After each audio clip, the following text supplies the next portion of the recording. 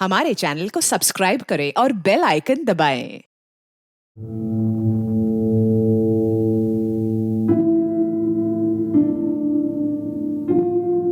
मैं कुछ नहीं कर सकती थी।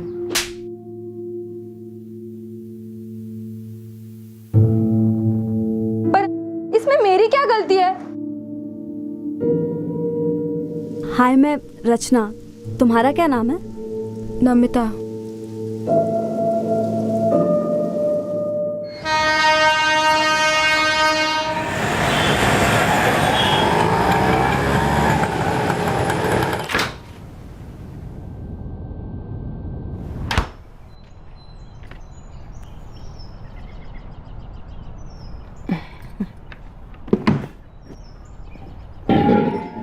रचना, तू एक जगह बैठकर पढ़ नहीं सकती है क्या? आई, अब मैं पानी भी नहीं पी सकती क्या? देख, तुझे मैथ्स भारी जा रहा है ना, तो महेश सर के साथ बात कर ले। हाँ, मेरी बात हो चुकी है। हो आई। और एक साल फेल नहीं हो सकती है तू। मालूम है आई।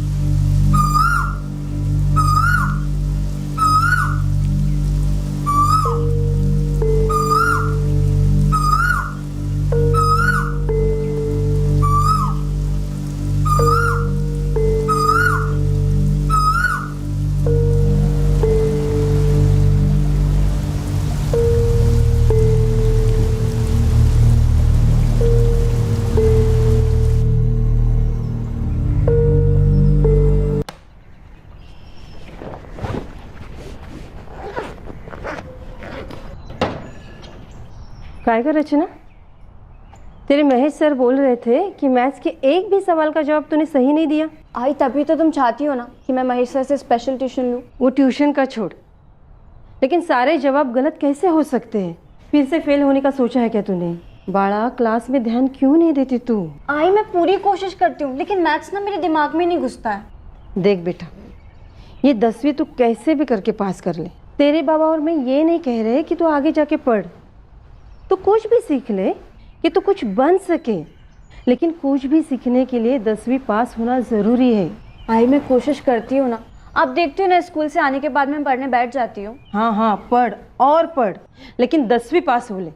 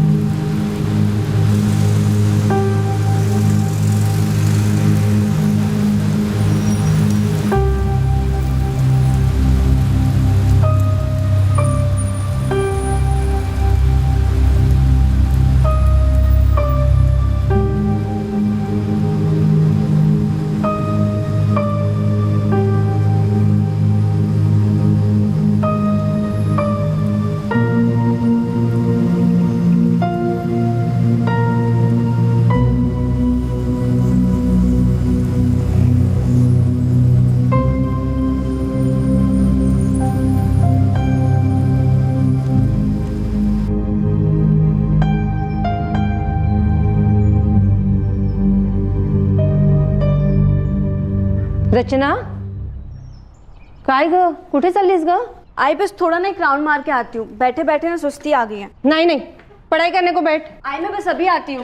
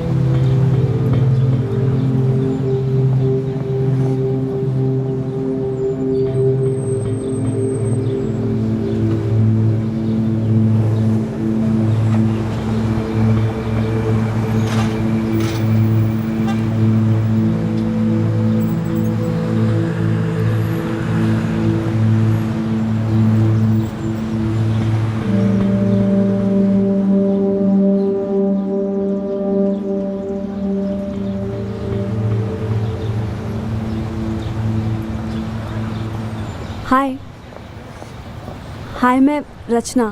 तुम्हारा क्या नाम है? नमिता। इसी एरिया की हूँ। हाँ, कौन सी बिल्डिंग? मैं वो सामने सांची निवास में रहती हूँ। मैं नूपुर नगर में रहती हूँ। तुम यहाँ रोज़ आती हो ना? मेरी विंडो से दिखता है। मेरा मतलब जब मैं पढ़ने बैठती हूँ ना घर पे, तो वहाँ विंडो है, तो तुम अपने आप ही दिख जाती हो।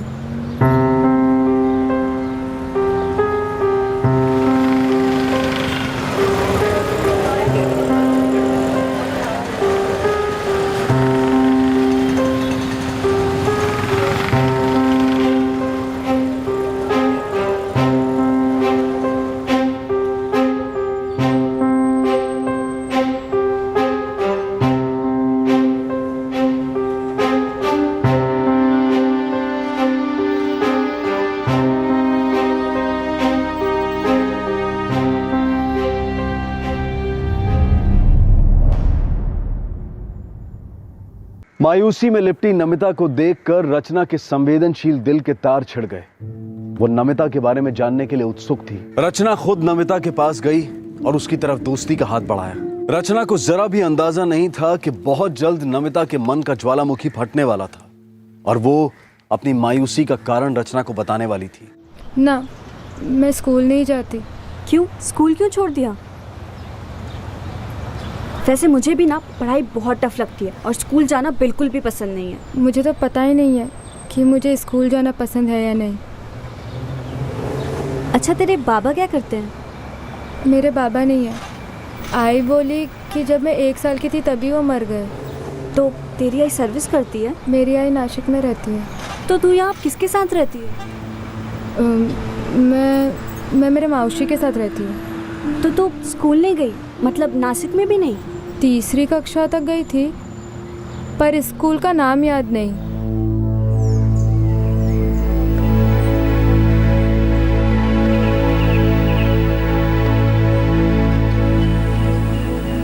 जब मैंने तुझे पहली बार देखा ना यहाँ बैठे हुए, तो मुझे लगा तो कि पता ही नहीं चला कि मेरे आई ने मेरा स्कूल क्यों छुड़वा दिया। तूने कभी आई से पूछा नहीं? नहीं, मैं तो उसे 2 साल से नहीं मिली हूँ। 2 साल? क्यों? तेरी आई तुझसे मिलने नहीं आती या फिर तू उनसे मिलने नहीं जाती है? वो मुझसे मिलना ही नहीं चाहती। ऐसा नहीं है कि आई मुंबई नहीं आती, आती है। ऐसा क्यों?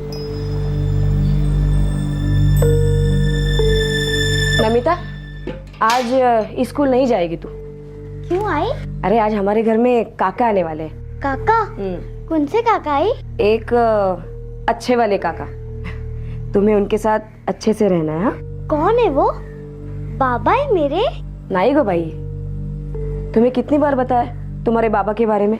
ये कोई और काका है। तुम्हें उनके साथ अच्छे से रहना है ना?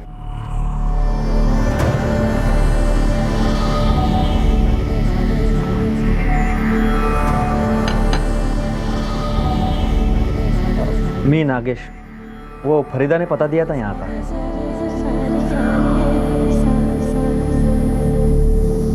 नमिता, मैं बाजार हो आती हूँ। काका का अच्छे से ख्याल रखना। ते जसं बोलतात तसं करायचं, नाराज नहीं करना उनको। मैं घंटा भर बाहर रहूंगी। कौन था वो आदमी नमिता? मुझे नहीं पता, पर रचना उसने मुझे बहुत दुखाया। आई, मुझे बहुत ज्यादा दर्द हो रहा है। काका ने ऐसा क्यों किया? धीरे धीरे दुखना बंद हो जाएगा। हाँ? और वो काका कितने अच्छे थे, उन्होंने मुझे 1200 रुपए दिए। हे बघ, कितने काम के होते 1200 रुपए, माहिती है तुला? उन्होंने मेरे कपड़े निकाले, मुझे बहुत गंदा लगा। नहीं नहीं नहीं, गंदा नहीं लगना चाहिए। हाँ, धीरे धीरे समझेगी तू बात। ये काका गंदे नहीं थे, वो सुनील याद है?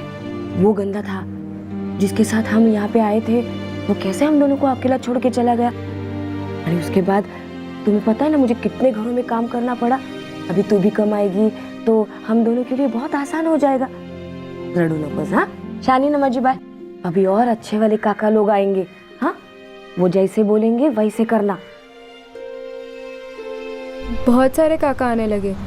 कभी दिन में 1, कभी 2, 3, 4। कभी दिन में आते थे, कभी रात में, कभी तो पूरा दिन आते थे।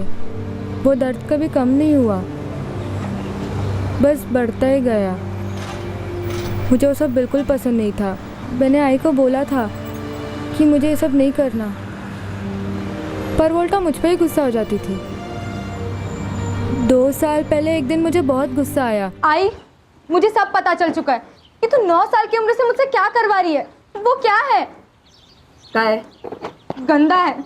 मुझे नहीं करना ये सब। क्यों नहीं करेगी? आई, उल्टी आती है, शर्म भी आती है, बहुत दर्द होता है। आई तो उससे घर में पैसे आते हैं, घर चलता है। पर आई, अगर मैं स्कूल जाती तो अच्छी नौकरी कर पाती ना। सपनों में अच्छी लगती है नौकरी। अरे तुला माहिती है पढ़ाई के लिए कितने पैसे लगते हैं? नौकरी और पढ़ाई सपने की तरह भूल जा, जैसे मैं तेरे बाबा को भूल गई।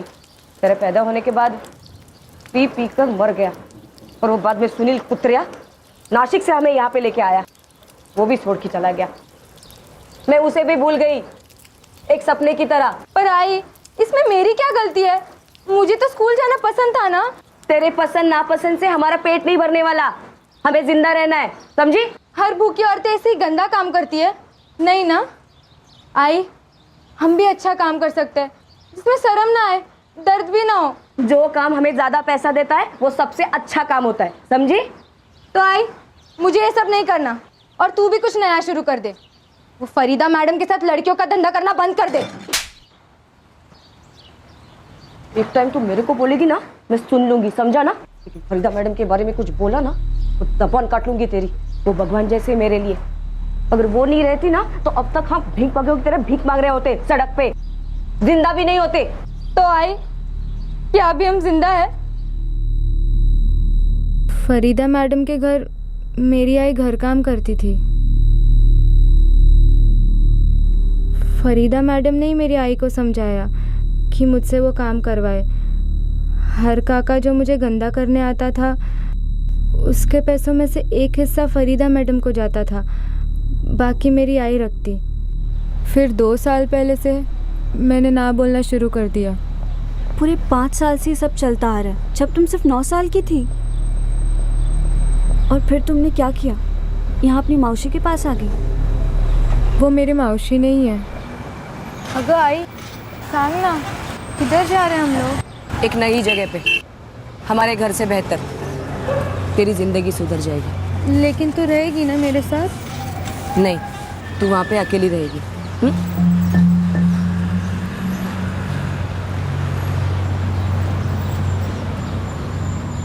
जैसे ही हम उस सोसाइटी में घुसे, मुझे याद आ गया था कि मेरी आई मुझे कहाँ लेके आई है। मैं बहुत पहले वहाँ एक बार मेरे आई के साथ आ चुकी थी। वो फरीदा मैडम का ही घर था। नमस्ते। आ गई तू लक्ष्मी? आजा। अरे नमिता, कैसी तू? तो तू यहाँ फरीदा मैडम के यहाँ रहती है? पूरे 2 साल हो गए और तेरी आई तुझसे मिलने भी नहीं आई। कोई फोन? तू बता रही थी कि तेरी आई फरीदा मैडम को कोई हिस्सा देती थी। हाँ, पर अब फरीदा मैडम आई को हिस्सा देती है। आई जब भी पैसे लेने आती है, मुझे उससे बात नहीं करने देती। अमिता, आइक, अब मैं नासिक वापस लौट रही हूँ, तू अब से यहीं पे रहेगी। हाँ, अरे तेरे को तो सब काम अच्छे से आता है, वैसे ही करना। आणि हो, फरीदा मैडमला त्रास नाही द्यायचा, समजलं? मुझे भी वापस नासिक जाना है। मैं यहाँ पे अकेले क्या करूँगी? अरे तू यहाँ पे रहेगी ना, तेरे लिए अच्छा होगा। देख कितना बड़ा घर है, और वो मैडम है ना, फरीदा मैडम, बहुत अच्छी बाई है। हाँ, तेरा ख्याल रखेगी, यहीं पे रहना।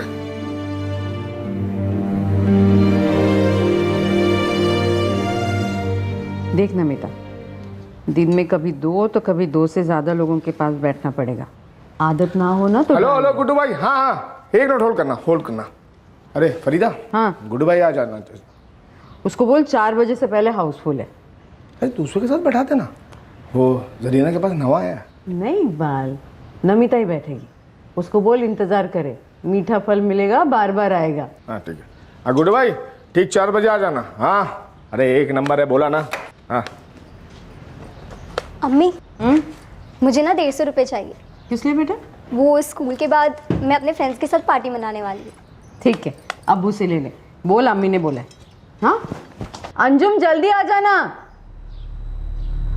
देख नमिता, मेरे यहाँ पे ना काम बड़े प्यार से होता है। तू बस कस्टमर को खुश रख। जो भी टिप मिलेगी ना वो सारी तेरी। देख तेरी आई ना तुझे मेरे पास बेच चुकी है। हर महीने ना किस्त जाया करेगी तेरी आई को। इसका मतलब आज से तू मेरे यहाँ ही रहेगी। खाना पीना पहनना सब टॉप का होगा बेटा। तू टीवी देख, बाहर जा, पर काम में कोई कमी नहीं आनी चाहिए। मैडम मुझे सारे घर के काम आते हैं, मैं वो कर सकती हूँ क्या? बेटा उसके लिए बाई है ना मेरे पास। वो बाई को महीने का मैं जितना पगार देती हूँ ना उतना तू एक दिन में कमाएगी, पता है तुझे? देख अब ये ना बातें बातें बहुत हो गई। अभी धंधे का टाइम हो गया ना, 9:30 बज गए। अरे 10 बजे तेरी पहली अपॉइंटमेंट है। जा जल्दी से तैयार हो जा। जा मैडम मेरी आई को एक फ़ोन लगा दीजिए ना, मुझे उससे बात करनी है। जाने मन तेरी आई ना तुझसे बात नहीं करना चाहती बेटा। तो उस घर में उसका खून चूसती थी ना, इसलिए तेरी आई ना तेरे को मेरे पास भेज गई। तो अब तू ज्यादा टाइम वेस्ट मत कर, तैयार हो जा।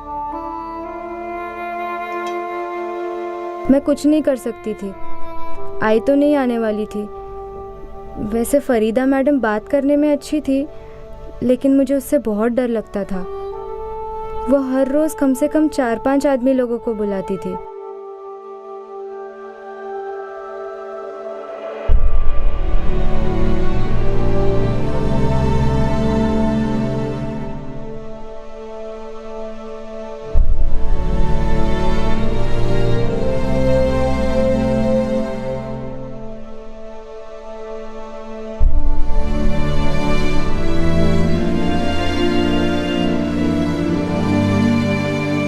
वहाँ से भागने का कभी सोचा नहीं? क्यों? तू यहाँ रोज आती है तो यहीं से भाग जाना। मैं नहीं भाग सकती। क्यों? बाहर ऐसा क्या है जो घर में नहीं है? पूरा दिन घर पे रहती हूँ, बस थोड़ी देर के लिए बाहर जाना है, बस थोड़ी देर। सिर्फ आधे घंटे के लिए जाना, हाँ? और वो भी ना खाने के बाद। जी मैडम। और सुन बेटा, देख मैं ना तुझे मेरा मोबाइल नंबर दे के रखती हूँ। अगर तू कहीं गुम गई ना तो किसी नज़दीक के दुकान से मुझे फ़ोन कर देना, कोई आके तुझे लेके जाएगा। हाँ ठीक है। और हाँ अगर तू ये सोच रही है ना कि यहाँ से भाग जाऊँ या पुलिस में जाके कंप्लेंट करूँ, तो ऐसी सोच ना अभी के अभी दिमाग से निकाल देना। हाँ बेटा? नहीं मैडम ऐसा कुछ नहीं। तू अगर ऐसा कुछ करेगी ना तो मुझे तेरी माँ को मरवाना पड़ेगा। नहीं। एक फ़ोन जाएगा नासिक और तेरी माँ को मार दिया जाएगा। तू अगर कहीं छिप गई ना तो उस्मान और यूसुफ तुझे ढूंढ निकाले। अल्लाह ऐसी जगह पहुंचाएंगे तुझे जहां मैं अपने दुश्मनों को भी ना भेज। तो चाहती है ऐसा हो तो यहाँ से भागने का सोचना भी मत। हाँ इस सोसाइटी में ना सब जानते हैं कि मैं किस चीज़ का बिजनेस करती हूँ, तो मेरे खिलाफ ना कोई कुछ नहीं बोलेगा। पता है क्यों? क्योंकि ना पैसा बोलता है। पुलिस मेरी मुट्ठी में है बेटा, इसलिए ना यहाँ से कहीं भागने का सोचना भी मत कर। यहाँ नज़दीक एक गार्डन है, तू ना वहीं जाया कर, एक बाल दिखा देगा तुझे। हाँ जा। ठीक है। शुरू शुरू में इकबाल साहब साथ आते थे, पर अब मैं अकेले ही आती हूँ। चल मैं निकलती हूँ। 1 मिनट भी लेट हो जाऊँगी तो फरीदा मैडम का दिमाग बहुत गर्म हो जाता है। नमिता तू कल भी आएगी ना? हाँ।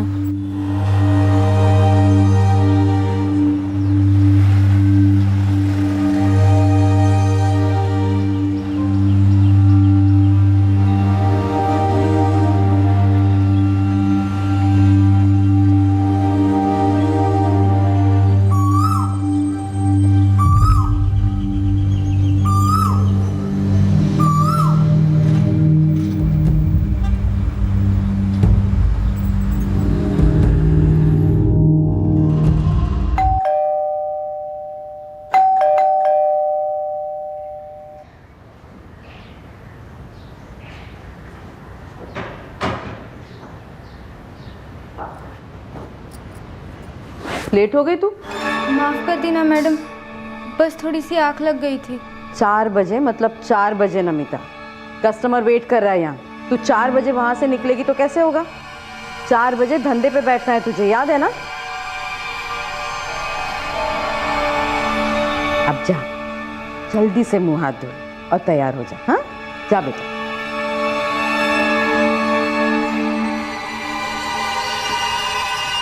पाँच मिनट फिर जाना आप अंदर। इसके महेश सर बोल रहे थे कि एक ही क्लास में रिपीटर होने के बावजूद इसको मैथ्स में 0 मार्क्स आए।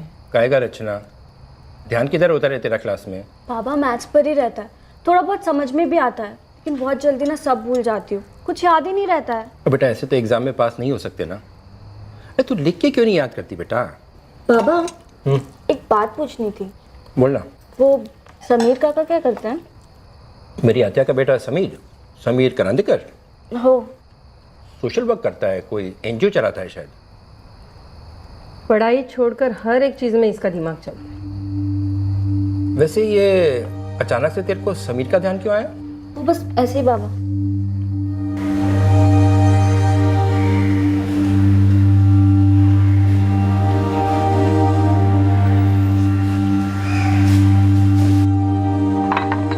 अब कहाँ बाहर जा रही है? बस अभी आई।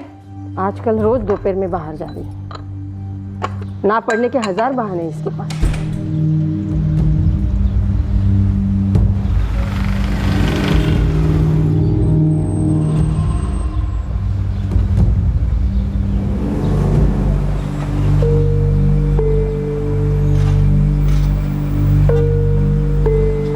सुन नमिता, तुझे इसमें से निकलना है। कैसे?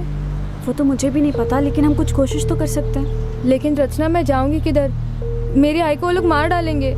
मुझे नहीं लगता कि वो तुम्हारी आई को कुछ भी करेंगे, वो सिर्फ तुम्हें ऐसे डराने के लिए कह रहे हैं। अगर तुम्हें निकलना है तो हम कुछ ना कुछ ज़रूर कर सकते हैं। देख रचना, तू अपने आप से कुछ भी मत कर, मैं तेरे हाथ जोड़ती हूँ, मैं बहुत बुरी फंसूंगी। और वैसे भी मैं इस हफ्ते दिल्ली जा रही हूँ। दिल्ली क्यों? वो मुझे किसी के पास तो भेज रही है, फरीदा मैडम। 2 दिन पहले ही मुझे पता चला। तो तू दिल्ली से वापस नहीं आएगी? उन्होंने कहा है कि वो मुझे दिल्ली में ही किसी को तो बेच रही है। और चिकन खाएगी बेटा? नहीं, बस। देख, अगले हफ्ते ना इकबाल तुझे दिल्ली ले जाएगा। वो कहाँ है? अरे अपने मुल्क की राजधानी है, बहुत बड़ा शहर है, मुंबई जैसा। अब ना तू वहीं रहेगी। दिल्ली की एक बड़ी पार्टी को ना मैंने तुझे बेच दिया है, बहुत बड़े दाम में। हमेशा के लिए? अरे इतने आगे का नहीं सोचते बेटा। तू ढंग से काम कर, ढंग से खा पी, दिल्ली में ना अच्छे से रह। वहाँ तू बड़े बड़े लोगों से मिलेगी, लोगों को ना पटा कर रखना सीख। सिर्फ बैठना नहीं है, 4 लोगों में खड़ा होना सीख। बहुत दूर जाएगी तू बेटा, मुझसे भी बड़ी मैडम बनेगी तू। पर क्या तेरा दिल्ली जाने का मन है? नहीं रचना, मुझे नहीं पता मैं क्या कर सकती हूँ। मुझे तेरी हेल्प करनी है नमिता। मैं किसी लफड़े में नहीं पढ़ना चाहती, और तेरी इतनी अच्छी ज़िंदगी है, आई बाबा सब है, स्कूल भी जाती है। तूने मुझसे बात की, वही मेरे लिए बहुत है। चल 3:45 बज चुके हैं, मैं अभी जाती हूँ, मुझे बहुत लेट हो रहा है। नमिता, कल आएगी ना?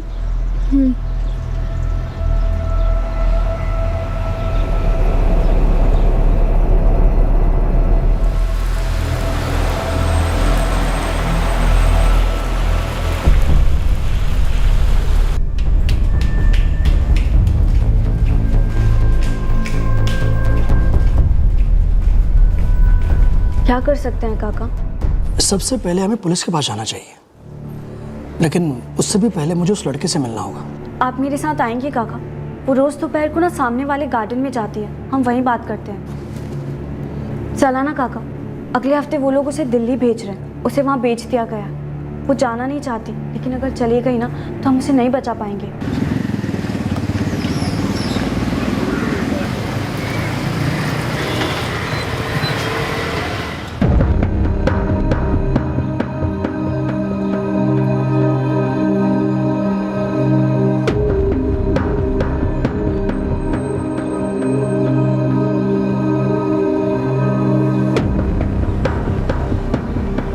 काका अभी आती होगी वो।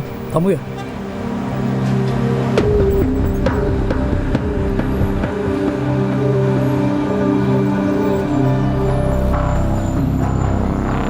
काका वो रोज 3:30 बजे तक आ जाती है और फिर आधे घंटे बाद चले जाती है। आ जाएगी।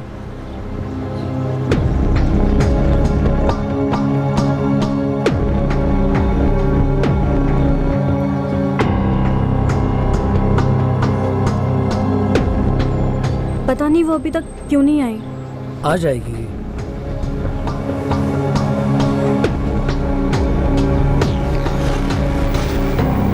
काका वो इसी रास्ते से आती है, मैंने सोसाइटी की गेट से देखा है। तू जानती है फरीदा कहाँ रहती है, किस कॉलोनी में रहती है? नहीं काका, लेकिन उसने नुपुर नगर कहा था। बेटा नुपुर नगर तो बहुत बड़ा है, कहाँ ढूंढेंगे उसे? अब कोई बिल्डिंग का नाम, कॉलोनी का नाम नहीं पता है उसने? मतलब नुपुर नगर के अलावा?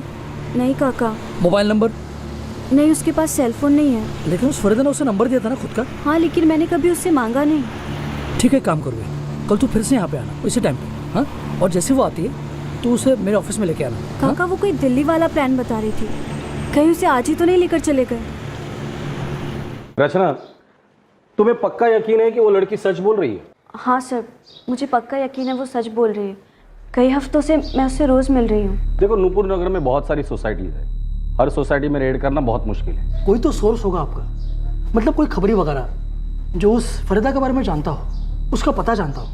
अरे साहब, फरीदा ने खुद नमिता को बताया था कि उसकी पूरी सोसाइटी जानती है कि धंधा करती है, पर सभी उससे डरते हैं। वो सब ठीक है, पर हमारे पास कोई ठोस सबूत भी तो नहीं। उसका नाम फरीदा है या नहीं, वो भी तो नहीं पता हमें। वो लोग उसे आजकल में दिल्ली ले जाने वाले।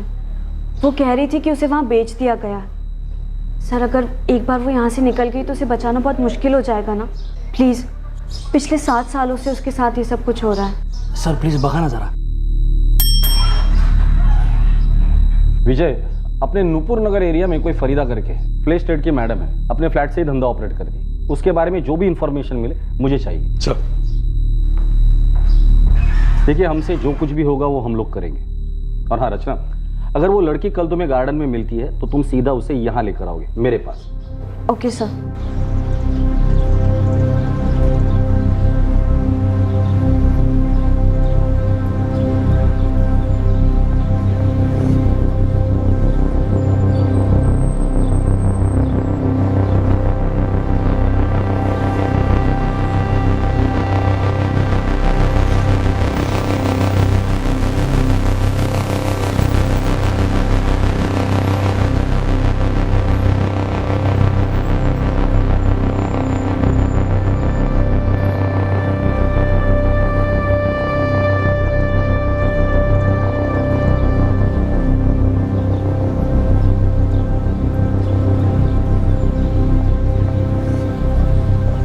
साहब, ये फरीदा का पूरा नाम फरीदा शेख है। कहाँ रहती है? तीसरा माला, flat number 302, 4 number building, Rukhsana society. ठीक है। ये थोड़ी गर्मा गर्मी वाली सोसाइटी है। यहाँ बिना ठोस सबूत या अरेस्ट वारंट वगैरह के घुसेंगे ना तो शोर मचेगा। शोर को खामोश करना हम अच्छे तरीके से जानते। तू सिर्फ इतना बता, ये बच्ची नमिता उस फ्लैट में है क्या? वो तो नहीं पता साहब।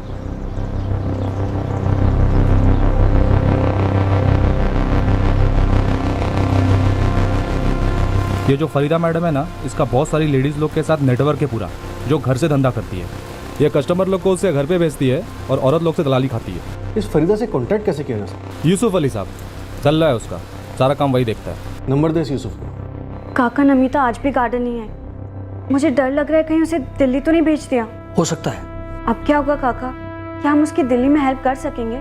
हम जरूर उसकी हेल्प करेंगे। मैं अभी निकलता हूँ और तुझे भी साथ लेकर चलता हूँ। पुलिस के पास दोबारा चलते हैं। तुम सही कह रही थी, फरीदा शेख नाम है उसका, रुखसाना बिल्डिंग में रहती है, बड़ी शातिर खिलाड़ी है। सर, आप रेड करेंगे ना उस घर पे? और अगर उसने नमिता को दिल्ली पार्सल कर दिया हो तो? सर, आप फरीदा मैडम से क्यों नहीं पूछ लेते कि उन्होंने नमिता के साथ क्या किया है? वो सीधा मना कर देगी। वो कहेगी कि मैं किसी नमिता को जानती ही नहीं। फिर जल्दी कुछ करना पड़ेगा। जब तक उस फरीदा की क्वेश्चनिंग नहीं होती ना, तब तक हम लोग कुछ नहीं जान पाएंगे। सर, मेरे पास इस फरीदा के दाहिने हाथ यूसुफ का कॉन्टैक्ट नंबर है, उसे उठवाकर बुलवा सकते हैं। लेकिन उससे फरीदा अलर्ट हो जाएगी और उसे हमें रंगे हाथों पकड़ना है। विजय, हमें किसी को कस्टमर बना के उसके पास भेजना चाहिए। ऐसा कोई जिस पर आप भी भरोसा कर सकते हैं और वो लोग भी भरोसा कर बैठेंगे। वो लोग भरोसा करेंगे, शक की कोई गुंजाइश ही नहीं।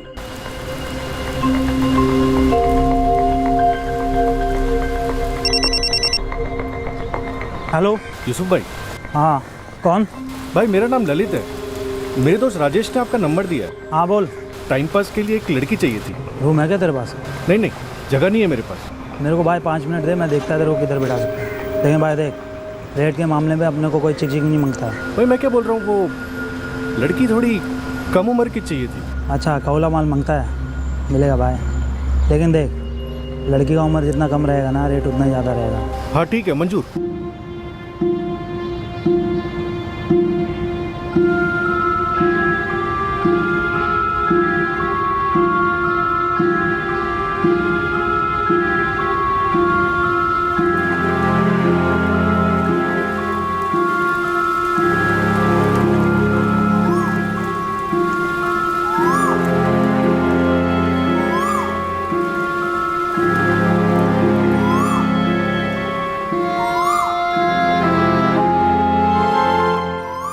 हाँ भाई, 1 घंटे का 8,000 रुपये लगेगा। 8,000?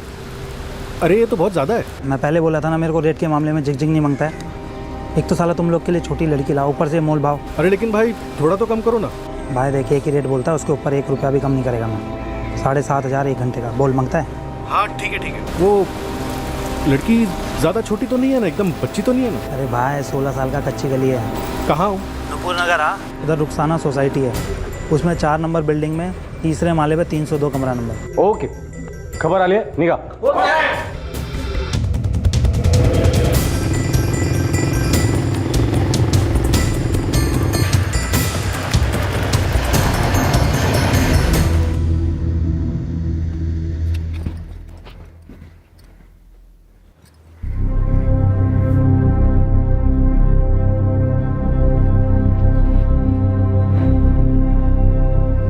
रचना, बड़ा तबीयत तो ठीक है ना तेरी? कुछ दिनों से तू ज़्यादा ही खोई खोई सी लग रही है। आई, मेरी एक फ्रेंड ना बहुत तकलीफ में है, बस वो बच जाए। कौन सी फ्रेंड? वो ना रोज़ गार्डन में आती थी, तो मैं उससे रोज़ मिलने जाती थी वहाँ पे। तू उससे मिलने जाती थी? क्या हुआ है उस लड़के को, और क्या नाम है उसका?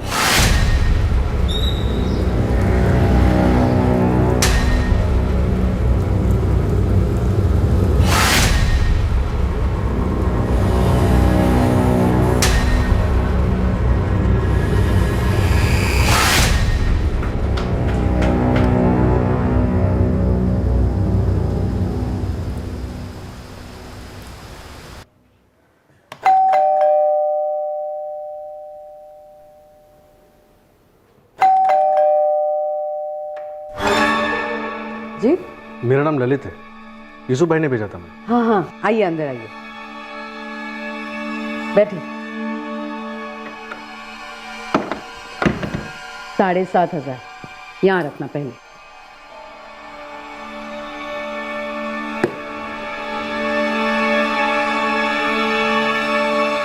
फरीदा, चंदू का मैसेज आया है, वहाँ जाना था। 6 का टाइम दे उसको, इसके बाद और एक कस्टमर है।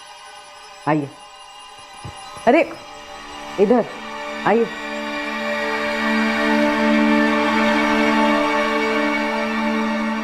अभी ठीक 4 बज रहे हैं, मैं 5 बजे दरवाज़ा खटखटाऊंगी। 5 मिनट में निकलना पड़ेगा। हाँ, दरवाज़ा लगा देना अंदर से। जी।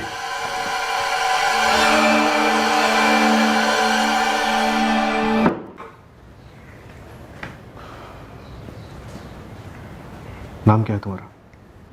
राबिया। विजय साहब फ्लैट में पहुंच गए होंगे ना? हाँ, वो फोन करेगा, उसके बाद हम लोग निकलेंगे। ये तुम्हारा असली नाम है? बैठो, डरो मत। देखो, मैं कोई कस्टमर नहीं हूँ, पुलिस वाला हूँ। तुम्हारी दोस्त रचना ने मुझे भेजा है। अब मुझे अपना असली नाम बताओ। नमिता। रचना से तुम कहाँ मिली थी? गार्डन में। आखिरी बार कब मिली थी उससे? 2 दिन पहले। उसके बाद मैं जा नहीं पाई, क्योंकि मैडम ने भर भर के कस्टमर लोगों को टाइम दे के रखा था।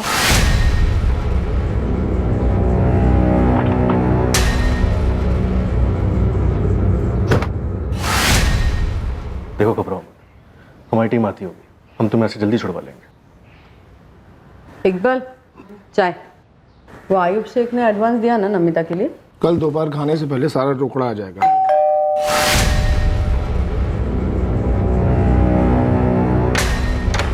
आप कौन? इंस्पेक्टर अरुण भोसले. चल साइड लाव. साहेब अंदर काय घुसाय? सीमा तिकडे बघ. काय झालं साहेब? बसा ना चुप तुम्ही. बैठो. अरे काय झालं साहेब? बसा ना. बच्ची बाहर लियो.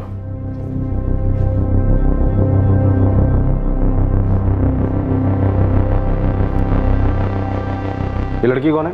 मेरी बच्ची है साहब. क्या हुआ साहब? बैठ के बात करते ना शांति से. फरीदा शेख, अब जो भी बात करनी है ना अदालत में करना. इन दोनों को लेकर चलो और बच्ची को उसके रिश्तेदार के हाथ छोड़ दो.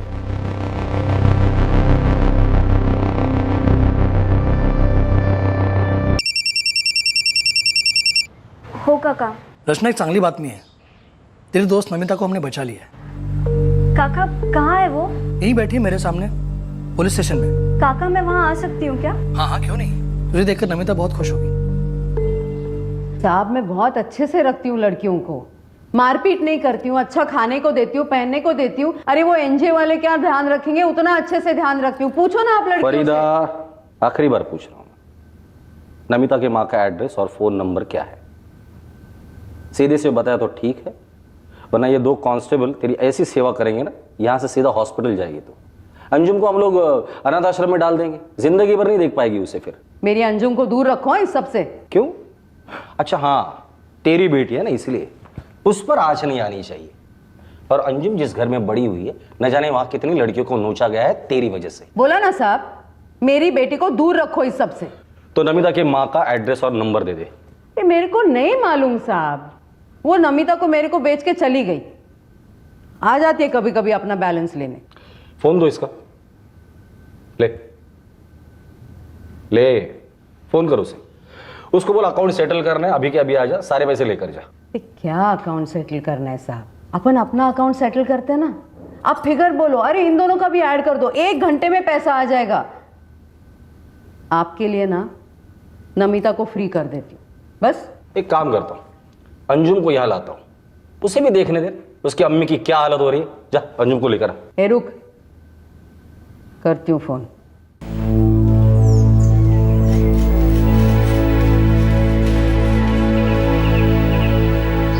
काका कुठे आहे ती? ती आतमध्ये आहे. उसका स्टेटमेंट रेकॉर्ड हो रहा है.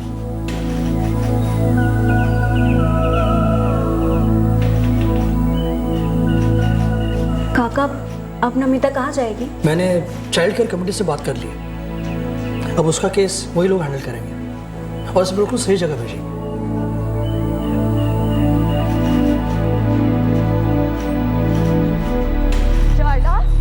जब हमारे घर में खाने की फरीदा ने फोन पर नमिता की मां लक्ष्मी को बाकी का पैसा देने का लालच दिया और लक्ष्मी उसी रात मुंबई आई और पुलिस ने उसे तुरंत हिरासत में ले लिया. फरीदा मैडम, लक्ष्मी में रत्ती भर का पछतावा नहीं था कि उसने एक बेहद अमानवीय और भयंकर जुर्म किया था. मजबूरी और गरीबी की आड़ में अपनी 9 साल की बच्ची को स्कूल से निकालकर वेश्यावृत्ति में डाल दिया था.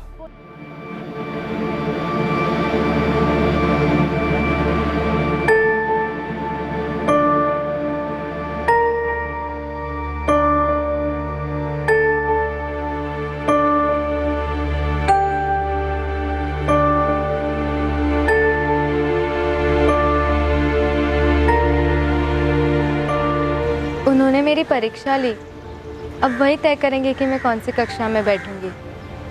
अगले महीने से तो मेरी स्कूल भी चालू हो जाएगी. मुझे पढ़ाई करना ना बिल्कुल पसंद है और मैथ्स तो जैसे मेरा दुश्मन ही है. फिर भी आई बाबा कह रहे हैं कि एटलीस्ट 10th तो पास कर ले. मगर तुम ना खूब पढ़ना, रुकना मत, बस पढ़ते ही जाना.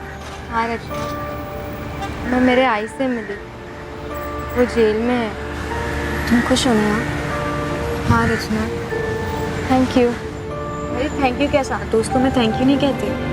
रचना, तुमने मेरी बात सुनी. मतलब मैंने कभी नहीं सोचा था मैं अपने बारे में किसी को कुछ बता पाऊंगी.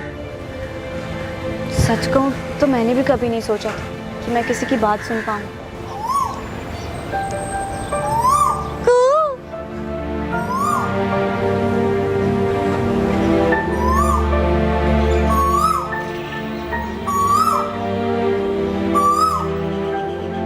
महिलाओं और बच्चों के वेलफेयर के लिए काम कर रही एक एनजीओ ने नमिता की जिम्मेदारी ली है. रचना और नमिता लगातार मिलते रहते हैं और उनकी दोस्ती अब और गहरी होती जा रही है। क्राइम पेट्रोल सतर्क की टीम 16 वर्षीय रचना को सलाम करती है, जिसने ना सिर्फ अपनी हम उम्र एक अजनबी लड़की की मायूसी और पीड़ा को पहचाना, बल्कि उसे वहां से निकाल कर एक नई जिंदगी की उड़ान भरने की तरफ उसकी मदद की। कल रात फिर मुलाकात होगी एक और नए केस के साथ सीआईडी के एपिसोड के बाद।